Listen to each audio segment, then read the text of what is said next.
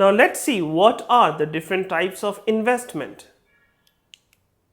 So these are the broad categories of the asset class which provides us with the investment opportunities or investment avenues.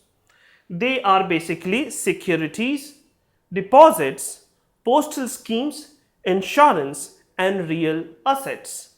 Now let's see each one of them one by one.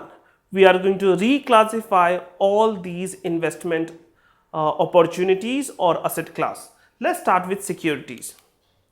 Under securities, we have got different asset class, for example, stocks, bonds and debentures, G securities, which are basically the government securities like government bonds, money market instruments, which are basically for short term period, that is less than 1 year of investment, derivatives, which basically consists of forward contract, future contract, options and swaps.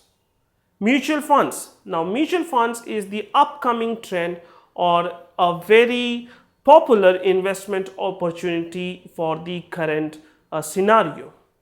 Now, let's see deposits. So, we have basically got bank deposits and NBFC deposit, that is non-banking financial corporation deposits. Though in India, we do not encourage NBFC deposits. Most of the deposits, be it term deposits, are mainly provided by the banks. Postal schemes. So postal schemes are very popular right from the day of right from the 1940s or 1950s.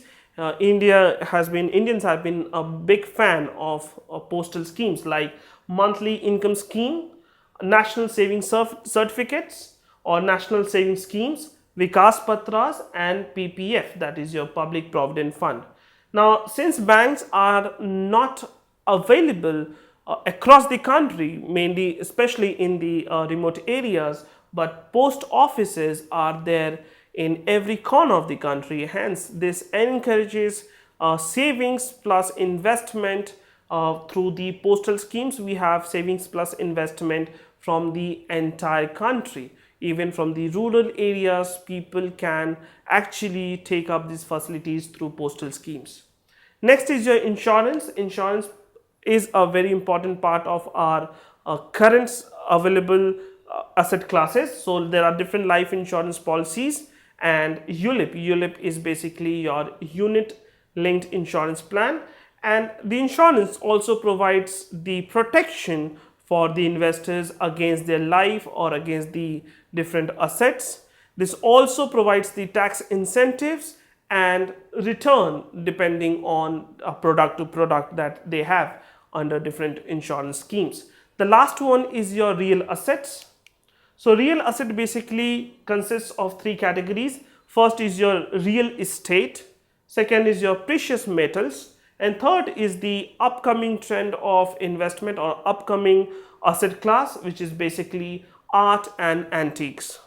Now we have understood what are the different types of investment opportunities available for you as an investor. Now let's see what do we mean by risk and return.